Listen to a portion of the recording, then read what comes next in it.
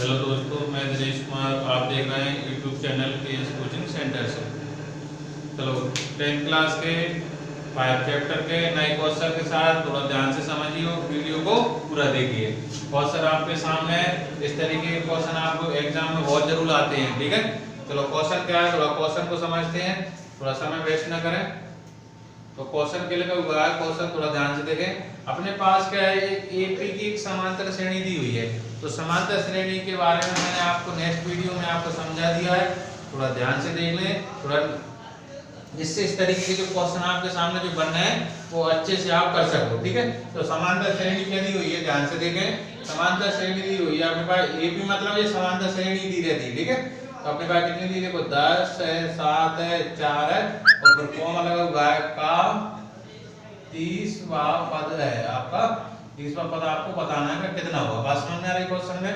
इसमें एक समांतर श्रेणी दी हुई है और जो पद जो गए हुए हैं उसमें ऐसा बताया गया है, पद मतलब डॉट डॉट का मतलब ये क्लियर नहीं है तो कहां तक गया हुआ है। उसने लिख के दिया कि ऐसी समांतर श्रेणी है, आपको ये बता देना है कि इसमें 30वें नंबर का पद का कौन सा नंबर बनेगा, ठीक है। तो अपन देखो समांतर श्रेणी में सबसे पहले बात कैसी गई, पहला नंबर जो रहता है वो आपका 10 हो गया और डी मतलब कैसे लिखेंगे, देखो a2 माइनस a1, मतलब दूसरे में से पहले बढ़ा दो। दूसरा कितना है 7, पहले कितना है 10, तो कहने मतलब ये का -3 हो गया। तो सर्वांतर कितना हो गया, -3 हो गया। तो मेरी श्रेणी इस तरीके से आप देख सकें, तो पहला पद अपना 10 है, दूसरा -3 है। तो कहने का मतलब ये का जो जिसका जो आंसर जो आ रहा है वो पीछे की तरफ घटता जा रहा है। बात समझ में आ रही है अच्छे से। चलो अब आगे बात हो रही है कि कौन से पद की बात कर रहे हैं आप, ध्यान रखना 30वां पद। तो कहने मतलब ये का मुझे n बराबर कितना पद, कौन सा पद निकालना है, 30वें पद का आंसर बताना है, ठीक है।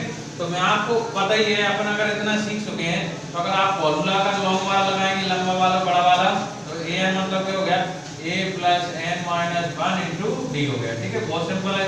कौन सा पद निकालना है अपन को, 30वां पद निकालना है।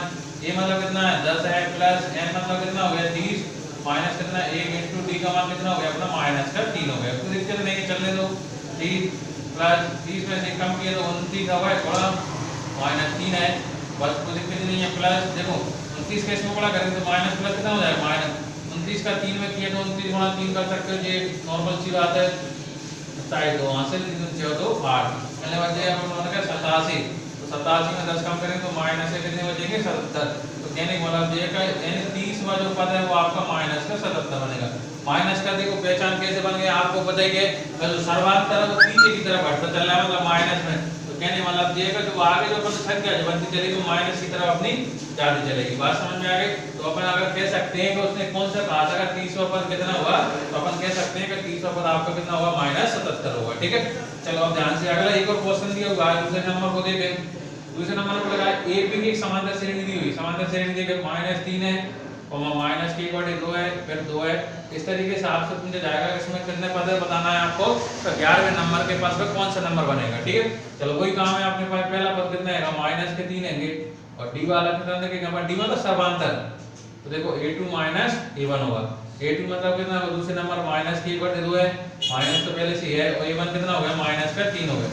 माइनस का इस तरीके से एक बार अच्छे सॉल्व करें तो -1/2 माइनस माइनस आपका प्लस हो गया और 3/में अब 1 लगा लेंगे। तो अगर इसको सॉल्व करें तो 1 और 2 का एलसीएम लिए तो कितने आ गए, 2 आ गए। कैसे गुणा कर लो, 1 का इसमें 2 का इसमें, 1 का इसमें किया तो 1 कम 1 आ गया, प्लस है प्लस 2 का 3 में किया तो कितना आ गया 6 आ गया।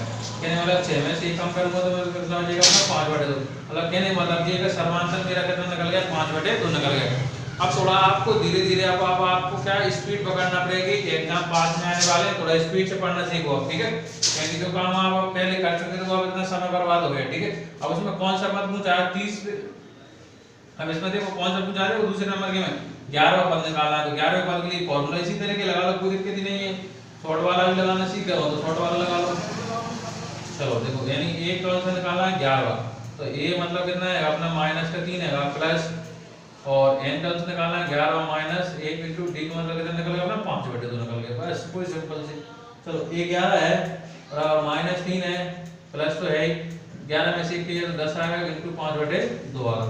2 के पार्ट में 5 कितनी बार आता है 10, सॉरी 2 के पार्ट में 10 कितनी बार आएगा 5 बार आएगा। तो a 11 मतलब -3 प्लस 5 और 5 का मैं गुणा करूंगा तो 25 आ जाएगा, कहने मतलब ये 11 मतलब 25 में 3 गए तो कितना आ गया मेरा 22 आ गया।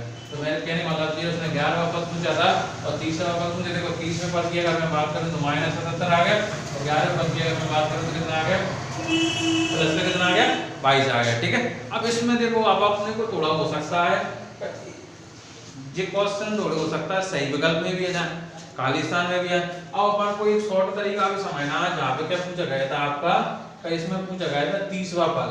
बस आपको जो नॉर्मल चीज जानती है अगर निकल गई तो 30वें पद के लिए अपन कितने लिखेंगे a + 29d। इससे भी शॉर्ट में निकाल सकते हैं। a मतलब कितना 10 + 29 ऐसा क्या था और d मतलब कितना निकल गया मेरा इसमें माइनस का 3 निकल गया। ठीक है, तो 10 + -29 का मैंने अभी साथ में गुणा किया था वो अपना 87 आ गया तो जब अपना माइनस का 77 आ गया। कम से कम समय बचाने के लिए आप इस तरीके से भी निकाल सकते हो। अगर कोई पूछता है 11वां पद तो 11 पद के लिए कितना लिखूंगा a + 30 लिखूंगा। a मतलब मेरे पास सामने कितना आएगा -3 आएगा प्लस 10 गुना d मतलब कितना आएगा 5/2 आएगा बस तो 10 हो गया। कहने मतलब -3 + 25 का 3 का कितना बच गया 22। मतलब इसको फॉर्मूला जरूरी नहीं है कि ये फॉर्मूले दिया आपका अगर शॉर्ट वाले फॉर्मूले अगर आपको ध्यान है तो कोई दिक्कत ही नहीं है, आपका हाल तुरंत काम बन जाएगा, इसमें नो परेशानी समस्या तो ही नहीं है। ठीक है, और बहुत सिंपल चैप्टर है और ऐसे क्वेश्चन आपको एग्जाम में बहुत जरूर आते हैं। थोड़ा इससे आपके आप लॉन्ग क्वेश्चन धीरे धीरे अपन बनाते चलेंगे। ठीक है, अगर वीडियो अगर अच्छा लगा तो वीडियो को लाइक करें और शेयर करें।